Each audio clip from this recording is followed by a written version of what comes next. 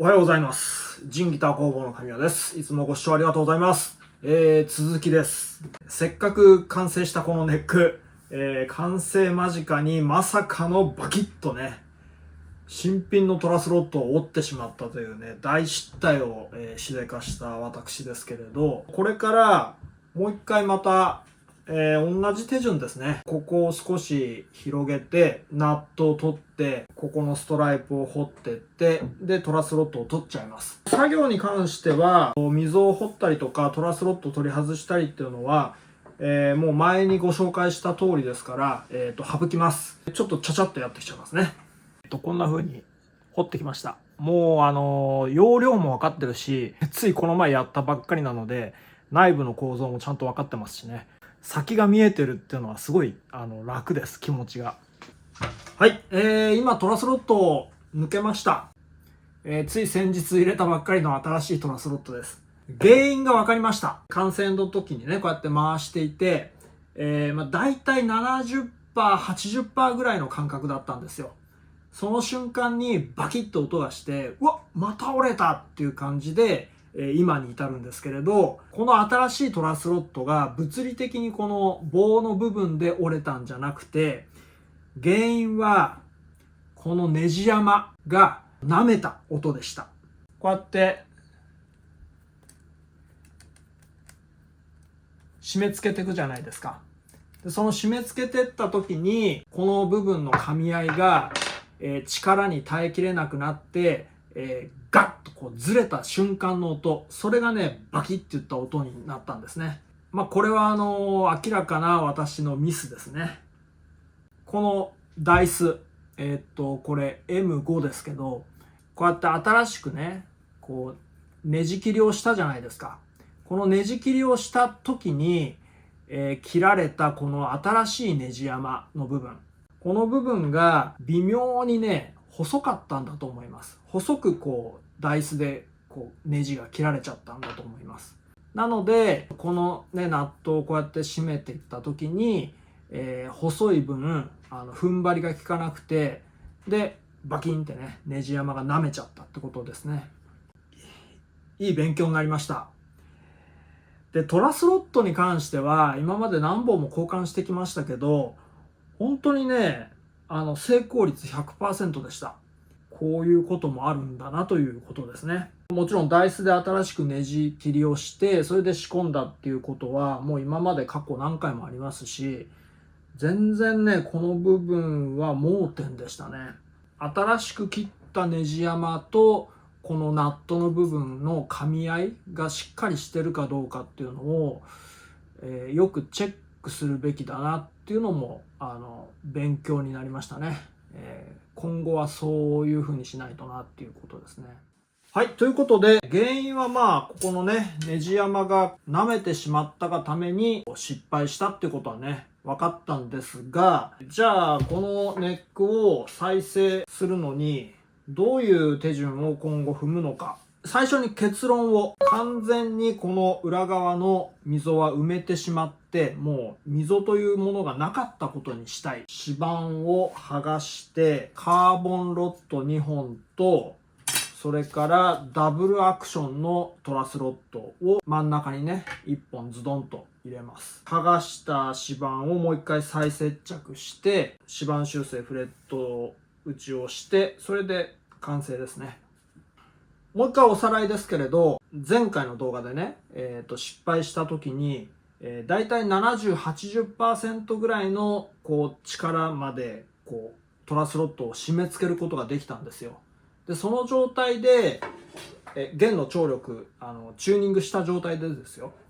でこうやって見てみると 80% までこうぐらいまでグッともうね、かなりその時反ってたんですね。反ってたっていうか要は変化があったんですよ。ところがその状態ですらまだネックが順反りでした。ということは仮にここのネジ山が、舐めなくて、100% までギュッとこう締め付けられたとしてもネックの状態っていうのはまだ若干順反りか、もしくはようやくそれで目いっぱいやってまっすぐになるか。ということは、ネック自体の強度が弱いということです。なので、カーボンロッドを仕込んで、ネックの強度を上げないという結論に至ったんですけれど、じゃあ、新しいトラスロッドをもう一回取り寄せて、ここのネジ山の部分は全く手つかずにして、こっちのエンド部分をカットして、で、ここの四角いね、エンドの部分を溶接して、それで長さ調整をして、もう一回この裏側からこうやって仕込めばいいじゃないかって思う方もいらっしゃると思います。ただ、それをするには、このトラスロッドを埋めるのは一番最後にしなきゃいけないんですね。それはなぜか。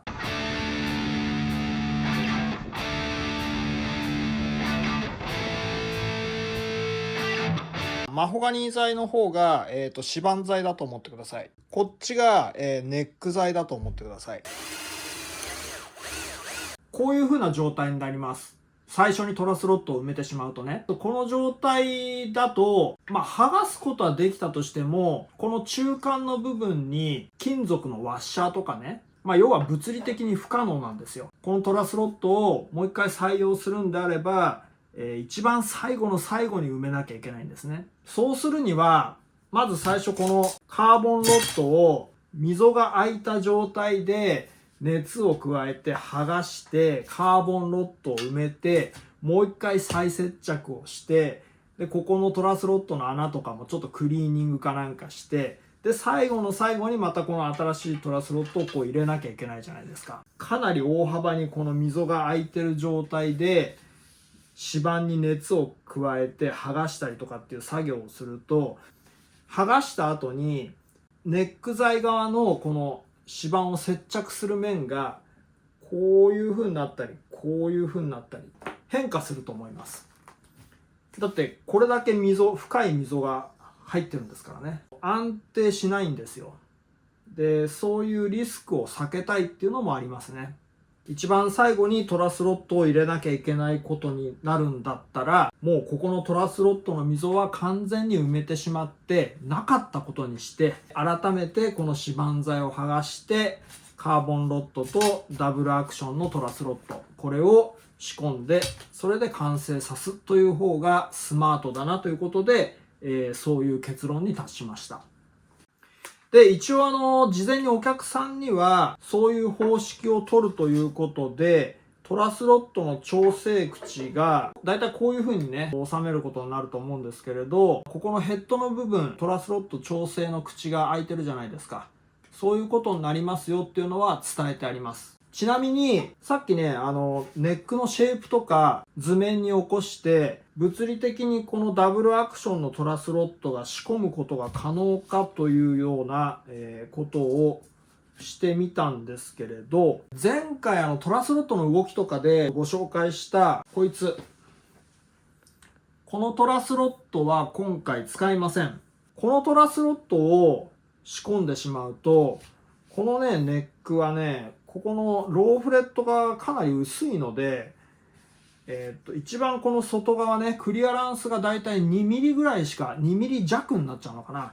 ここの部分っていうのは、やっぱり一番力が加わるので、やっぱりね、2ミリ弱とかだとちょっと心もとないんですね。3ミリぐらいは欲しいんですよ。じゃあどうするかって言ったら、こういうね、新しいトラスロッドが販売されてます。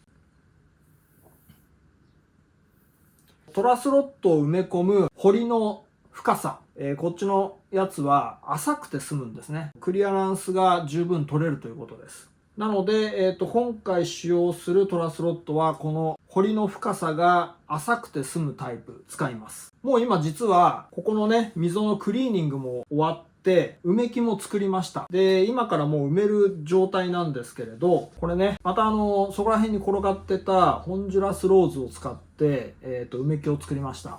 ホンジュラスローズがそこら辺に転がってるはずねえだろって言うかもしれませんけれど、転がってるんですよ、そこら辺にね。前回の動画ではタイトボンドを使いましたよね。今回はエポキシ樹脂を使います。このシステム3のエポキシ樹脂ですね。それはなぜかというと、やっぱりね、2度目っていうこともあって、割とこのデコボコが残っちゃったんですよ。溝の幅も 6.2 ミリとかかな。こっちが 6.4 ミリ、5ミリとか、そのぐらいの幅の変化が出ちゃったんですね。一番底の部分も少しこう変形してたりとかするので、目的としては完全にそういう隙間とかそういった部分をなくしたいんですね。タイトボンドだと密着してないと意味がないので、一方このエポキシ樹脂っていうのはそういう隙間とか余計な部分がある場合にそこをこう充填してあげればエポキシ樹脂でよりこう強度が高まりますよね。そういう目的からもシステム3のこのエポキシを使います。タイトボンドっていうのは前にも言った通り圧着、要は密着してないと接着強度が得られないんですね。エポキシ樹脂っていうのはむしろ逆に隙間、クランプでこう締め付ける時もちょっと緩めに締め付けた方が接着力が高いです。全部エポキシ樹脂が隙間からはみ出してしまうほどギューってクランプで押し付けちゃうと逆にね接着が弱くなるんですね。それはこのエポキシ樹脂の説明書にも書いてありました。本当軽い力でフッと押さえてるだけで大丈夫だよっていう風なねイラストが書いてありましたね。はい、ということで、そんな感じでまずはこのトラスロットの溝を、埋めていきます。今からエポキシ樹脂で埋め木をはめ込むんですけれど、その際にエポキシ樹脂が穴からヘッドの方に流れていかないようにここの部分を木工パテで塞いであげます。これ木工パテです。なんか適当なドリルでちょっとつっかえ棒を刺して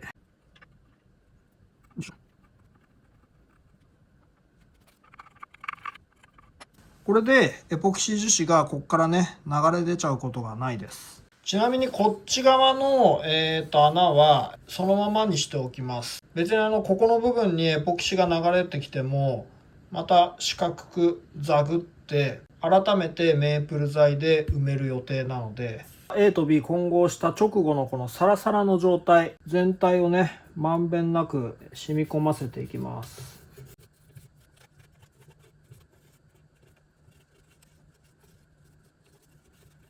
あとこっち側もですね、このサラサラのうちになんでこうやって塗布しておくかというと、木に少し染み込むんですね。で、その染み込む時間を置きたいということです。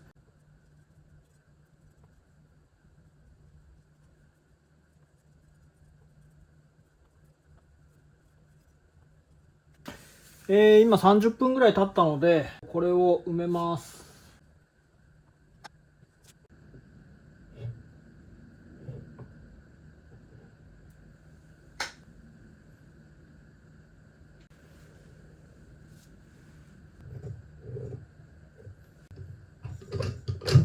ちなみに、ここのナットの部分は上の部分だけ今ね削り取ってます。なので、ここは、出っ張ってない状態ですね。一番最初にこの埋め木が一番奥までねギュッギュッギュッとこうね力を加えて奥までちゃんと密着さすようにはしてるんですけれど、その後にクランプをね一旦緩めてもう軽くホールドする程度、このぐらいの緩い力でこう押さえつけて固定してあげます。でその後、3日間固まるのを待ってそれで OK ですね。今3日以上経ちましてエポキシ樹脂が完全に硬化した状態です。カンナとペーパーで仕上げました。でこの次は今からここをね、少し大きめにザグってそれでまた埋め木で埋めたいと思います。はい、今こんな感じで全部、埋めることができました。でこの状態は今トラスロットが入ってない状態ですね。これでね、ようやくスタート地点に立てました。指板剥がす前にまず、フレットを抜きます。でフレットを抜いた後に指板を剥がして新しいトラスロットと、カーボンロットを埋めていきます。カーボンロット埋めの方が先ですね。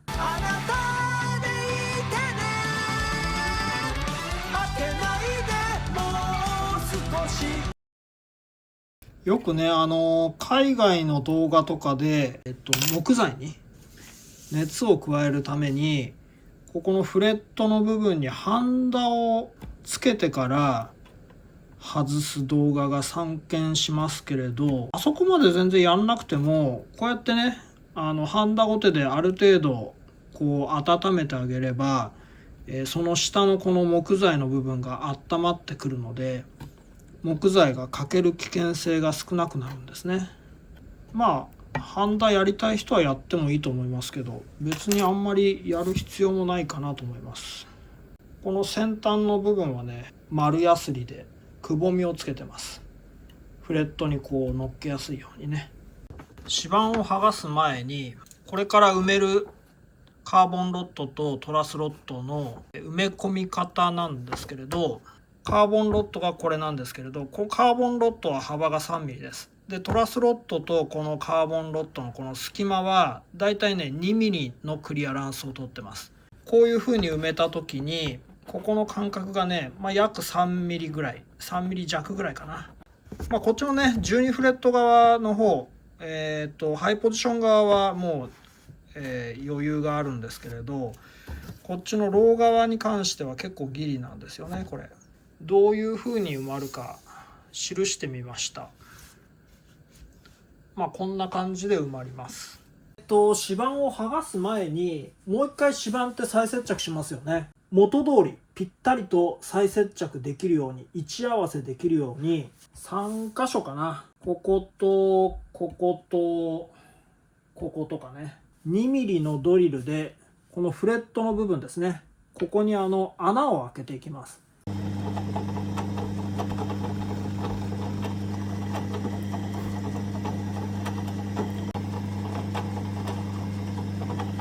爪楊枝とかね、こんなようなやつでも大丈夫です。はい、このように穴を開けられました。ネック側の方に開いてる穴と合わせて、それで位置を決めて接着できるという、そういう寸法ですね。今から指板を剥がすんですけど、最初の取っかかりをここにしたいので、ここの部分の塗装だけ少し剥がします。トラスロット交換するのって大体は古いギターですから、こういうね塗装の部分を剥がさなくても、もう境目とかこう段差ができてるんですよ。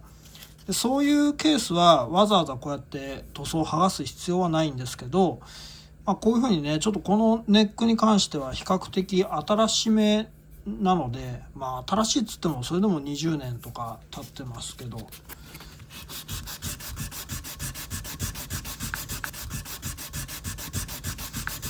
このペンチングナイフをね差し込むきっかけ作りがね結構ね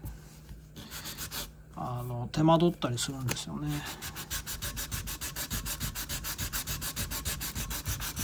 まず全体をレモンオイルで少し湿らしておきます。これから熱をかけていくんですが、使うのはいつも使ってるこのシリコンラバーヒーターですね。このシリコンラバーヒーターっていうのは電源オンにしっぱなしにするとどんどん加熱していくんですよ。200度ぐらいまで、180度とかで、そのままほっとくと木材が焦げちゃうんですね。最近使い始めたのはこれ、温度設定できるやつですね。ここにプロープがついていて、これが温度のセンサーです。上限と下限が設定できるんですね。でこれ今上限が78度で、下限が76度に設定してあるんですけれど、要は78度を超えると電源が切れて、76度以下になるとまた電源がつくと、電源オンオフを繰り返すやつです。センサーはここにつけて使用します。これはね、ホットクッキングシートってやつです。別にこれがなくてもいいんですけど、たまにシリコンラバーヒーターの熱で木のヤニとかが強いやつだと変な樹脂みたいなのがねこうくっつく時があるんですよね。なので一応これを挟んでます。一気にやらないで一応部分的にやっていきたいので、はい、で電源をオンにしました。最初はね78度に設定してあるんですけれど、78度になった途端に切れた直後からもねだいたい85度とかね、そのぐらい上がっちゃいます。その他のね部分がだんだんこう温まってくると、もう設定した温度でこう上下するようになりますね。どのぐらいかな、まあそれこそ10分とかそのぐらい待つと、接着剤が軟化しやすいものはすぐに軟化してきます。ただし物によってもうすんごい差があるので、10分経とうが20分経とうがなかなかね、最初のこの一剥がしが入ってかないものもあります、実際。今ちょうど15分ぐらい経ったんですけれど、まあ予想してたんですけど、あれですね、全く入ってかないですね。このね、最初のこのきっかけがね、結構ね、なかなかね入りづらいものってあるんですよね。今20分経ちました。まだ硬いなこれ。でもほんのちょっと入ってきますね。もうあと10分とかそんぐらいですね。ようやく取っかかりができましたね、この状態。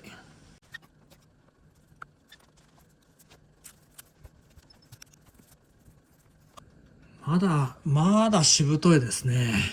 なかなかこれ大変だな。もうちょっと置いてみましょうね。はい、さらに10分後です。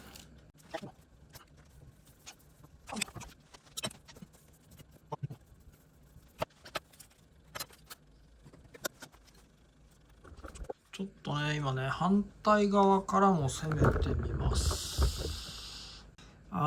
経験上からなんとなくわかるんですけれど、この指板はね、綺麗には剥がれないんじゃないかなっていう予感がしてます。木の繊維ごとね、こうバリバリバリってこう木がこうめくれ上がってしまうみたいなね、そんなような剥がれ方をするんじゃないかなと思ってます。20年近く経ってるっていうんですけど、なんでこんなに接着がしっかりしてるんでしょうね。接着がしっかりしてること自体はいいんですけど、今40分ぐらい経つんですけれど、なかなか接着剤が軟化してくれません。で、ちょっと今設定温度を少し上げました。で、これで5分10分待ってみて、どうなるかですね。こっちはねだいぶこのぐらいまで剥がれてるんですけれどね。ただね、中央部分がね全然入ってかないんですよ。もしかしたらなんかあるのかな。やり始めてからかれこれ50分ぐらい経ってます。なかなか入らないです。カッチカチです。多少ね接着剤がこうグニュグニュグニュってなってく感覚はあるんですけれど、入っていかないんですよね。でね、反対側から差し込んだらいけそうな感じがしてきましたね。ちょっとねパワーグローブでもはめてじっくり向き合わないとダメですね。アコースティックギターのジョイント剥がしの時もそうでしたよね。結構簡単に取れるかななんて思ってたら、なかなか取れずにすんごい苦労しましたからね、あれもね。出てきた出てきた。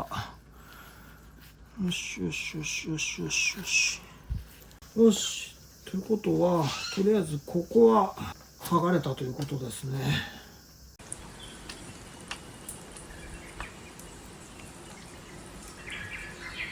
次は、ラバーヒーターを少しこうずらしてね、それでまた5分ぐらい待って、差し込んでみます。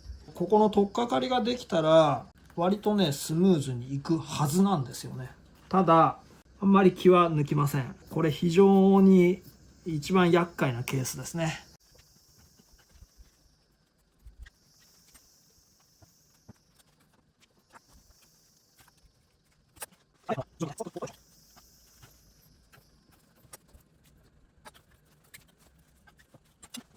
結構綺麗に剥がれてるっぽいですよ。細かいねこういう際の部分とかメープル材とかこの指板材の一部がこうやって剥がれささくれちゃったりすることもあるんですけれど、もうこれは指板を剥がす時にはもうしょうがないですね。ある程度今12フレットですね。だいぶもう進んでいきます。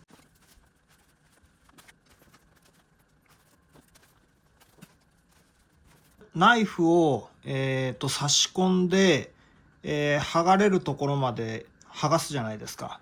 その後また10分ぐらい、10分弱ぐらい、こうやって位置をこうやってずらして、それでもう一回差し込むと、またちょっとずつ進んできます。10分おきぐらいですね。ちなみに、こっち側は、こう、だんだん指板がこうやってこう、反り上がってきちゃうので、可能であれば、こういうふうに、クランプで軽く止めといた方がいいかもしれないです。で、今、ちょうど5フレットあたりです。これやり方は人によって違うんですけれど、もう全体こう、ガッと一気に熱かけて、で一気にこうやる人もいると思うんですよ。私の場合は徐々に剥がしていくっていう方法を昔からとってます。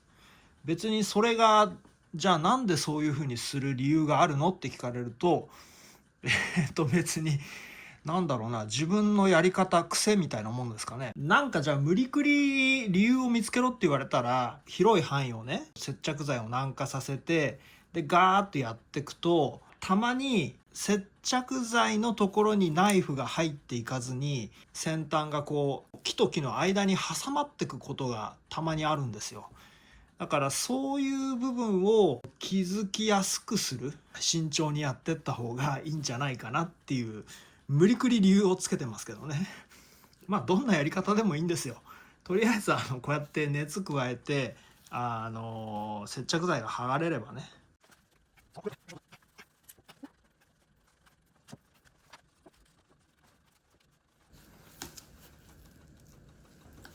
さていよいよ最後ですね。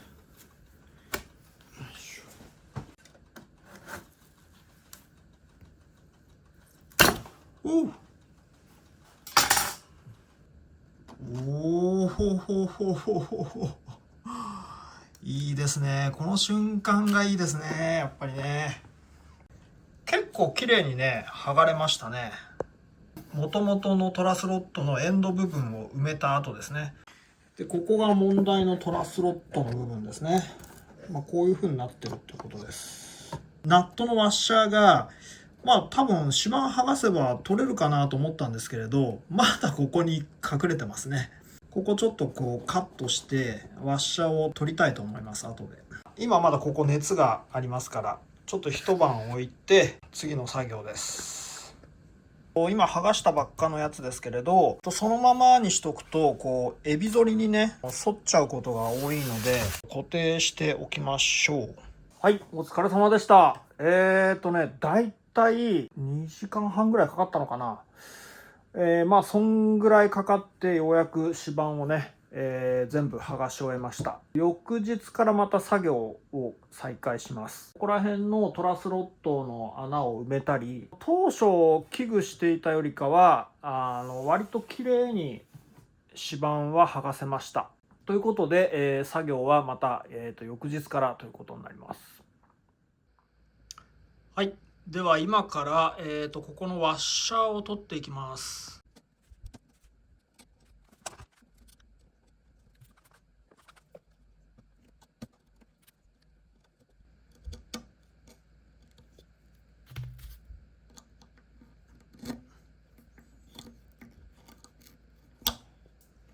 ここの穴、この部分を、なんで埋めるか、木工パテで埋めたいと思います。どっちにしろね、このトラスロットがこうやってここに来るんですよ。埋めた部分はこう掘り返されちゃうので、この今周囲のこの汚い部分とかね、こういう部分を、サンドペーパーで極力落としてきれいにして、一番奥のこの中のね小さい、穴も少し大きめの穴、多少大きめの穴でさらってあげたりして、である程度きれいにしてから木工パテで埋めていきます。ドリルでさらおうと思ったんですけど、これサンドペーパー巻いてます。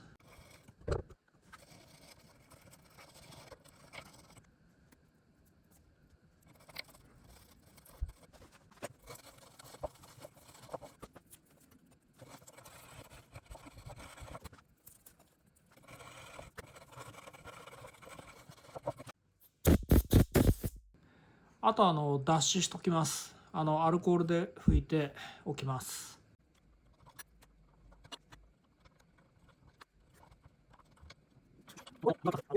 木の面にこの木工用のパテを最初にこうこすりつける感じ。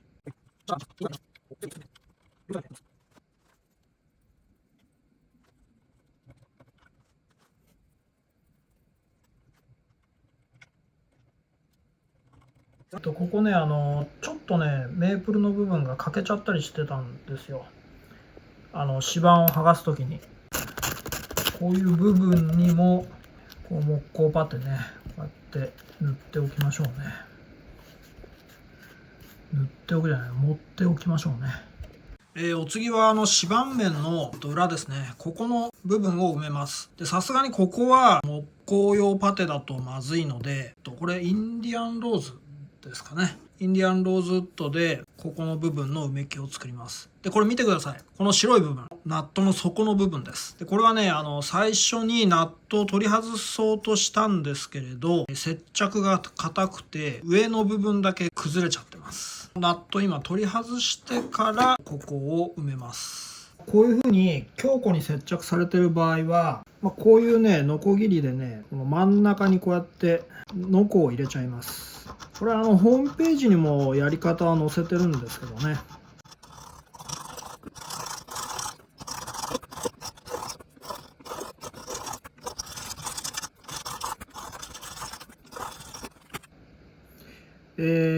底が見え隠れしてきました。こんなもんか。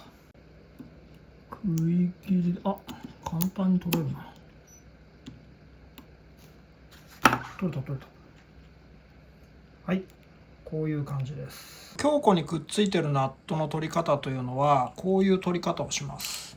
あとこっち側が残ってますよね。私は毎回口を酸っぱくするほど言ってるんですが、ここの部分をこういうねマイナスドライバーでこっちの方向からコンコンコンコンコンコンってこう叩いて取るっていう方法があるじゃないですか。絶対それやっちゃいけないんですよ。なぜかっていうと、ここの部分の木がバコーンってね欠けることがよくあるんですよ。それやるとこちら側はね取れたので、こっちの方向からコンコンコンコンってやる分には全然木材がこう欠けたりする心配はないので、今からこっちの方向からね少しコンコンコンコンってやってみます。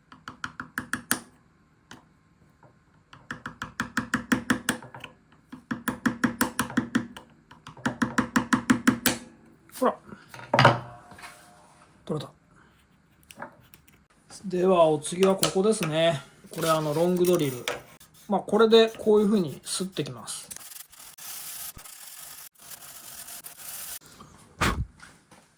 お、いい感じになってきた。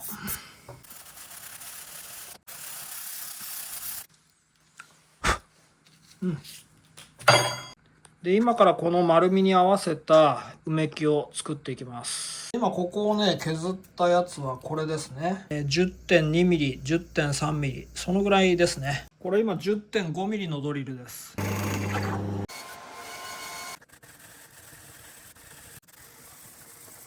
こっちの先端の方が少しねR が広いんですよね。こっち側の奥のねここはもう合ってるんですけど、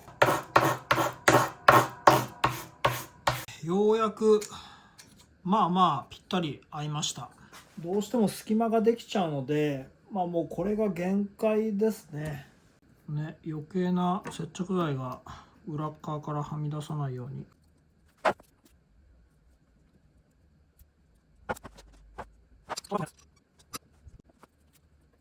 はい、一晩経って接着されましたので、今からカンナでここを出っ張り削っていきます。これ反りカンナですね。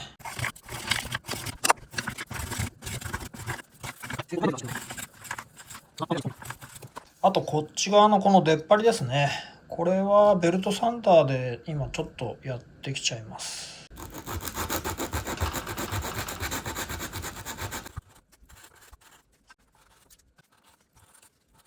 ここの部分も平坦にできました。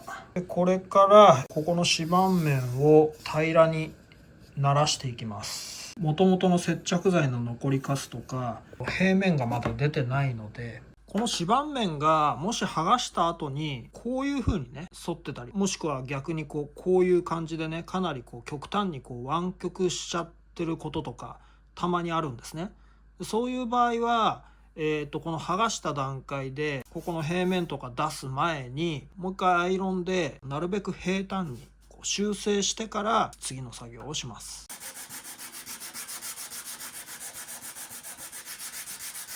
両端の部分を多く削っていかないように注意します。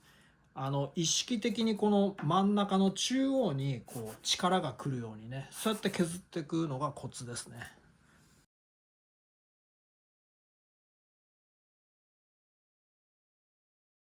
これでひとまず完全に平面が出ました。まあね、完全にって言ってもこっちのね指板エンドの方はもうごくごくわずかね隙間があるんですよ、中央に。指板を接着する際にギュッとこう押さえますよね。中央が多少へこんでる分には少ししなるんでね、指板が。だからちゃんと密着はします。なのでこれで大丈夫です。これからネック側とかいろいろ作業していきますけれど、まあその間ねこれ保管してる間にまた最後ね接着する直前に最終チェックして、それで接着をします。レッド糸棒をいきます。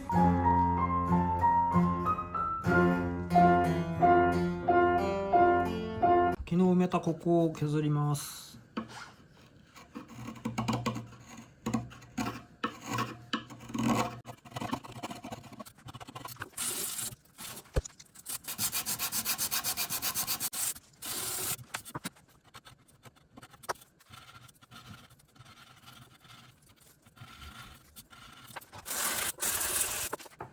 ですね、今からこれをね、アイロンかけます。ちょうどこっからここまでは、ほぼまっすぐなんですよ。ところが、ここを境に、若干ね、ネックの元置きが起きてるんですね。軽くアイロンをかけて修正したいと思います。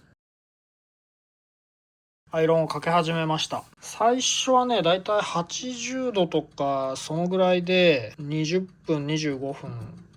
若干温めて、その後にいつも120度ぐらいか温度を上げて、その後また20分とか25分かけてますね。指板剥がしのように指板にこう密着させる方式だと120度とかね、そのぐらいの厚さにしてしまうと木材が焦げちゃうんですけれど、ネックアイロンの時はここにね空間がかましてありますから、木材が焦げるようなそういうことはないです。アイロンをかけ終わって1日2日経ったところです。ここの部分で元置きが起きてた部分は修正して直ってます。この状態でほぼまっすぐですね。ヘッド側クランプかけてます。こっちがねかなり浮いちゃうので、全く同じ厚みの支えをしてあげます。ヘッドとこのエンドのだけの支えだとこの真ん中がこうたわんでしまうので、机自体にこういう風なボルトを差し込めるようにしてます。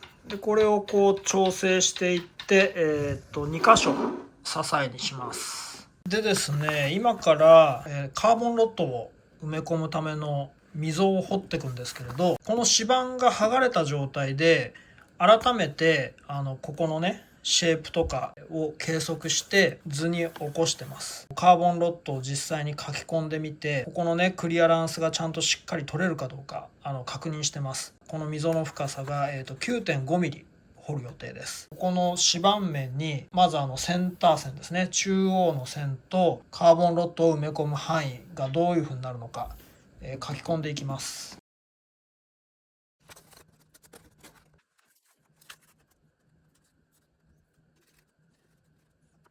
大体こういう風な感じになるんですけれど、ちょっとねここの部分ネックジョイントのボルトがかぶっちゃうので、カーボンロッドの長さをこの辺りでカットしちゃいます。今書き終えました。ここがカーボンですね。でこっちの外側に書いてあるこの線は掘るためのこのジグ合わすための線ですね。全ての準備が整ったので溝を掘っていきます。カーボン用の溝ですね。でね、幅は、3.2 ミリ、深さは、10ミリ掘る予定です。幅に関してはこれ3ミリ用のビットなんですけれど、実際掘ると 3.2 ミリになるんですね。カーボンロッドに関してはあれはダイワマークさんから仕入れたんですけれど、もともとの厚みは 3.5 ミリだったんですよ。この刃とね合わせるためにも、3.2 ミリの幅にしてます。3ミリだったかな、3.1 ミリとかそのぐらい。ちょっとこの時点で確認してみましょうかね。ここからですね。ちょっと1ミリぐらい欠けてますけど、カーボンロッドの方を後で短くすれば済むことなので、こっち側もねちゃんとセンターに掘れてます。深さ10ミリまで掘っていきます。はい、今10ミリぴったりに掘れました。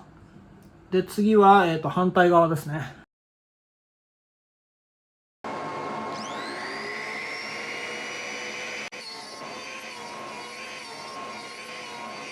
これカーボンロッドね、こんな感じでスムーズに入ります。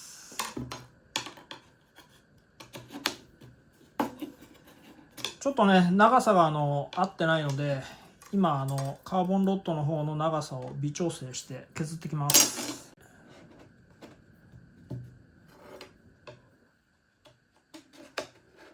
ぴったり入ります。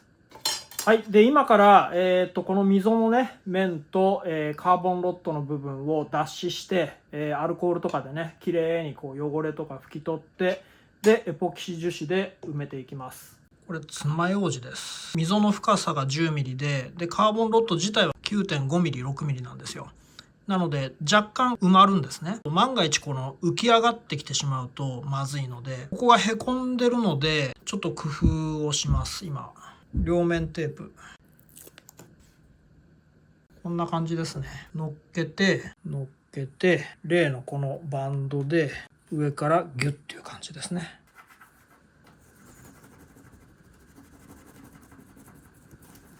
テフロンコートのクッキングシートとかこういうのを使ってもいいんですが、ただねクッキングシートを使うとね結構滑るんですよね。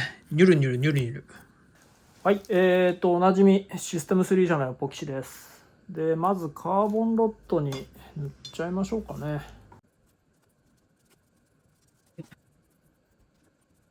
ちょっとだけねエポキシを足しときます。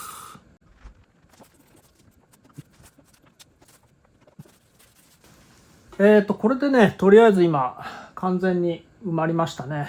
であと念のためにさっきのやつをクランプしておきます。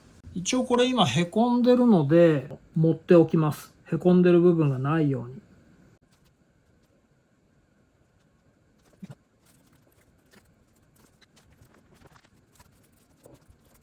で最後ねこういうふうにへこんでそうな部分に足しておきましょう。若干表面張力で、エポキシが盛り上がるぐらいですね。微妙にねやっぱりちょっとだけ引けるので、はい、これで、3日間固定しておきます。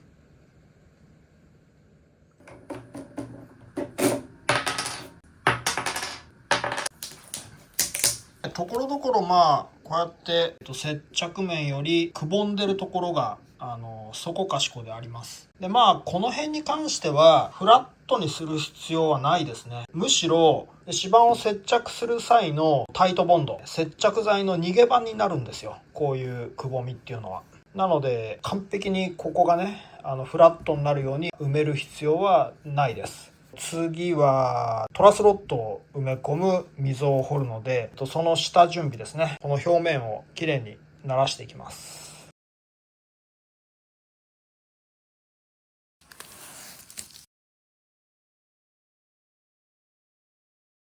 こういう感じでここへこんでる部分ですね。ここもそうです。でこういうへこみっていうのは別に埋めなくても大丈夫です。エポキシの部分っていうのはタイトボンドがついてても接着力が弱いんですよ。両側にねこれだけ木の部分が存在するので十分それで指板材を接着する保持する能力っていうのは得られます。あとね真ん中を今から掘っていきます。ちょっと言い忘れました。ここの出っ張りを削って平らにするだけじゃなくて、直線の定規で平坦になるように接着剤の残りカスとか綺麗にもうしておきます。これからトラスロット用の溝を掘るんですけれど、この溝を掘ったらあとは指板をもうすぐに貼れる状態に綺麗にならしておきます。ここはそうしないと、もし仮にここの面が不完全なままでトラスロットの溝を掘って、でその溝を掘った後にこの面をねこう修正したりすると溝の深さが変わっちゃうじゃないですか。なのでもうこの時点で完璧に仕上げておきます。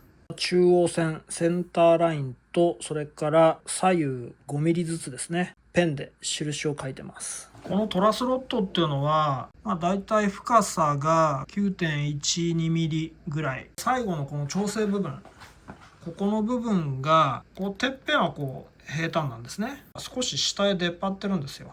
だいたいこの部分のエリアが 48mm から 50mm ですね。ここの最後の部分の幅がちょっと広がってます。 8.5mm とかぐらいですね。ナットの部分、ここが 9.2mm です。こういう風になってるので、この部分を全部一旦掘ります。で次にジグを張り替えて、ここのねエリアの部分をザグります。で同時に深さも少し深くしてあげます。位置はねだいたいこの辺かなと思ってます。よくねこの手のタイプを仕込む時にはちょっとだけ奥まったところに位置さすことが多いんですけれど、これの場合はねこっち側にねしたくないんですよ。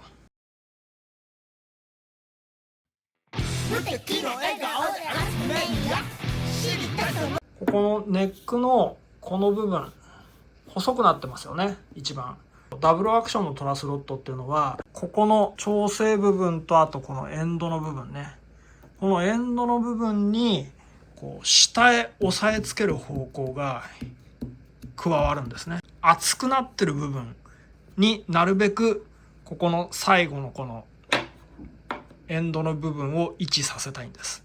これが極端な話ですけれど、こういう部分に位置すると一番ここの部分下へと押さえつける力が加わるので、ネック裏のうめきもろに力が受けるわけですよ。ここのヘッドの厚みの部分力が加わるようにしたいという、そういう思いもあって、位置はなるべくこういう風な形で埋めたいと思います。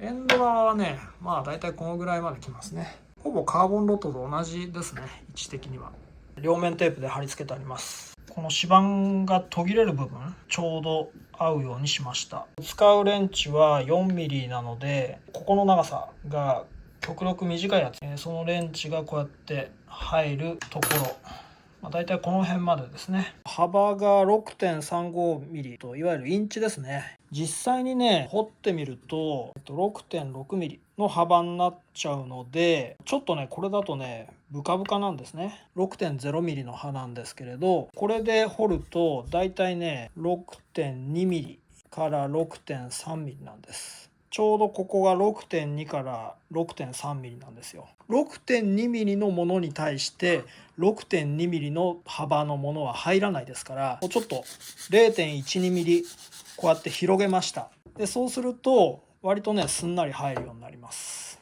なので 6.0mm のビットで今から掘っていきます。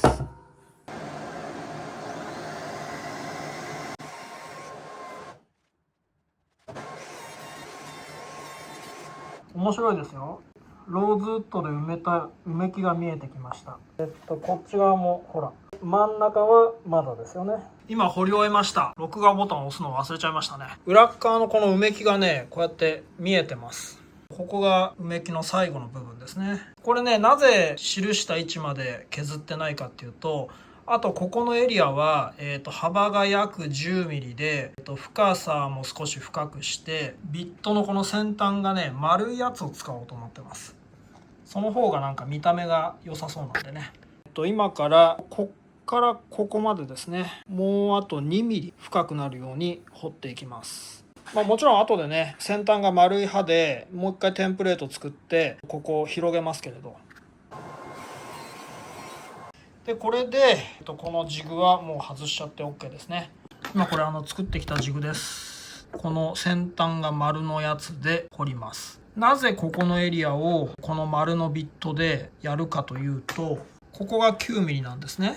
この部分が今深さ 11mm なんですよ。で 11mm になるとこのぐらいまで深くなるんですね。でそうするとね、この隙間がね、結構やばいことになってくるんですよ。要はここの角っこの部分がこう少しでもこうやって丸くなってれば多少ここのクリアランスが稼げるじゃないですか。なのでそういう意味合いもあって先端が丸のビットで掘ります。こんな感じになりました。まだちょっとこっち側がねきつくて入らないんですけれど、こんなような見た目になります。今まだキツキツでね、ようやく入るぐらいなんですよ。150番のペーパーでここ少しだけ広げます。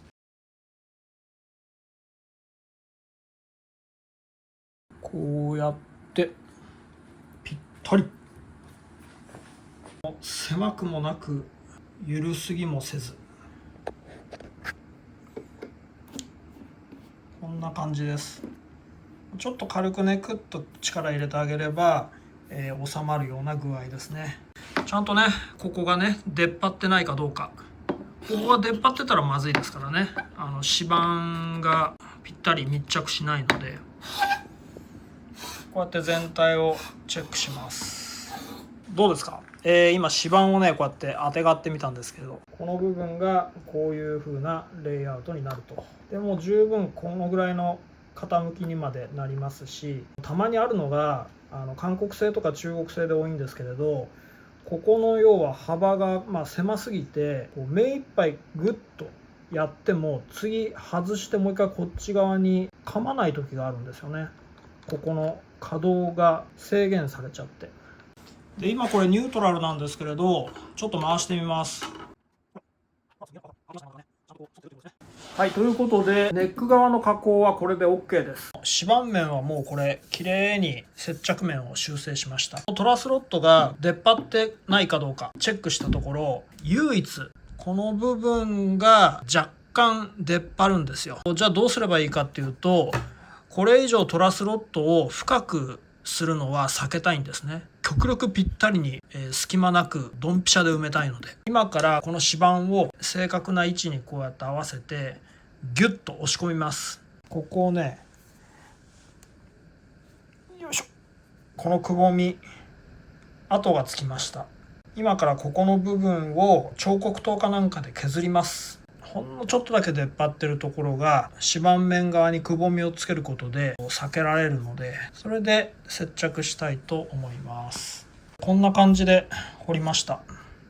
指板を接着する前にここの部分まだね塗装が残ってるので、ここだけちょっと塗装を削っておきます。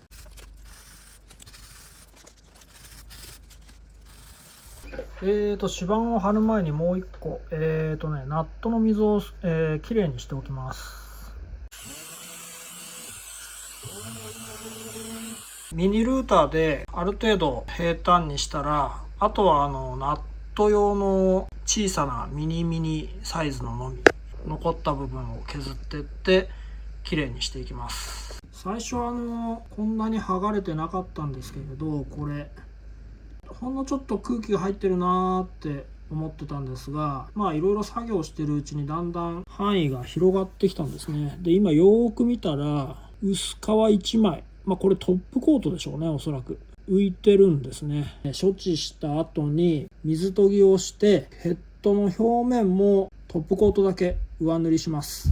低粘度のアロンアルファ、毛細管現象を期待して、はい、よいしょよいしょ。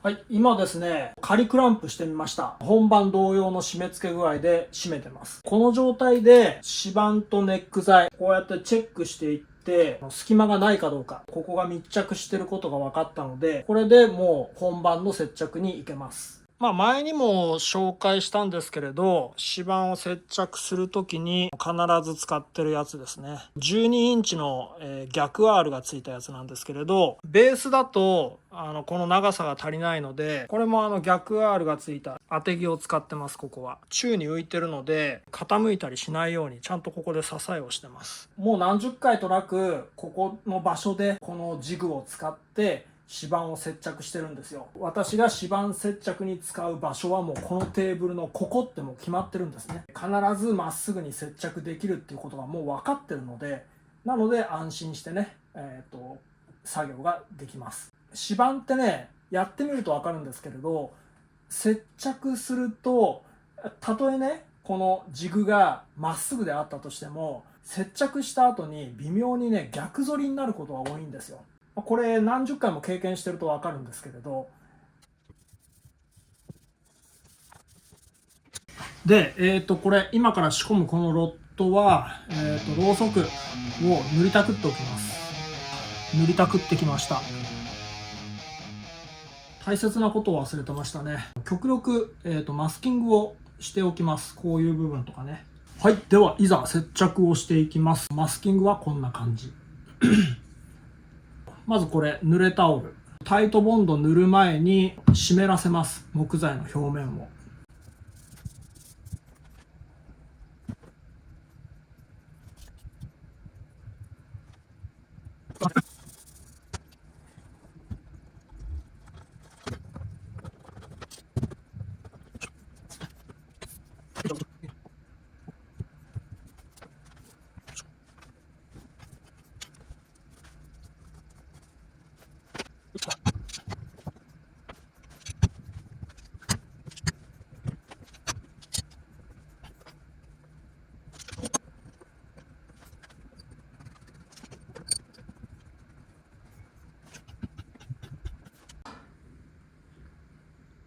はい、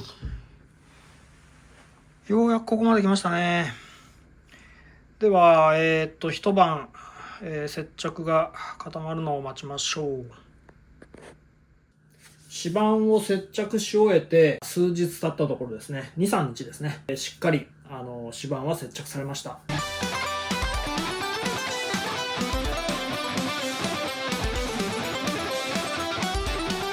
この状態非常にまっすぐです。何より一番最初に失敗したじゃないですか。であの時に力をこうやって加えてこのネックのしなり具合を確かめてみたんですけれど、カーボンが入ってるともう全然この強度が違います。ものすごい頑丈です。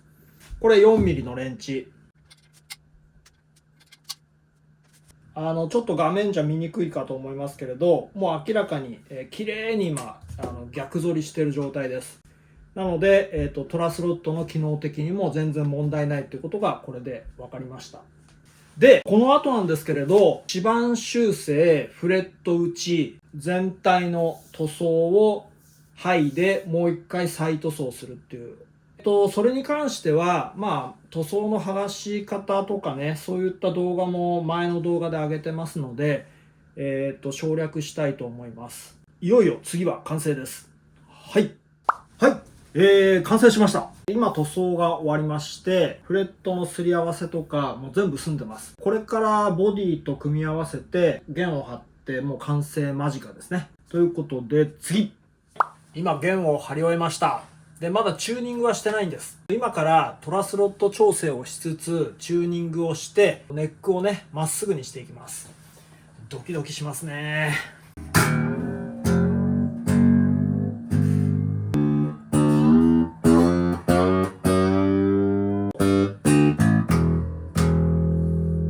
大雑把ですけどチューニングがあった状態でほぼほぼまっすぐです。もうあとちょっとって感じですね。でこのもうあとちょっとっていうところで、最初はね失敗しちゃいましたけれど、さあ今からね最後の一回しをしてみます。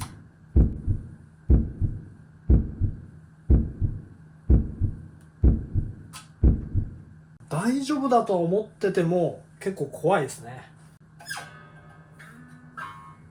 ちょっと一旦緩めますね。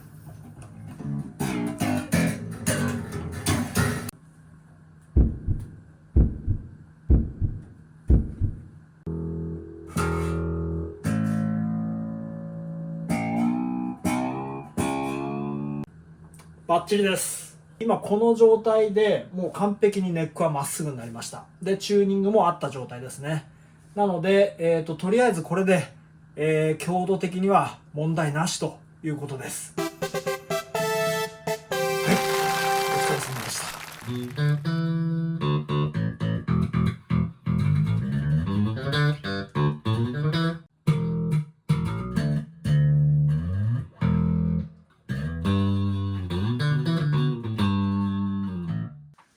はい、ということで、今回のまとめですね。ちょっと最初から振り返ってみましょうかね。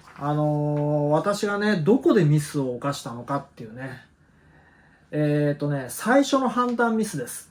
まずは。最初このベースが持ち込まれてきた状態は、ロッドが空回りする状態で、トラスロッドが全然効いてなかったんですね。その状態でチューニングをしたら、ネックがかなり反ってたんですよ。本来であればね、その段階で、このネックは強度が弱いんだっていう風に判断して、カーボンロッドの補強材を埋め込むっていうことも十分検討しなきゃいけなかったんですよ。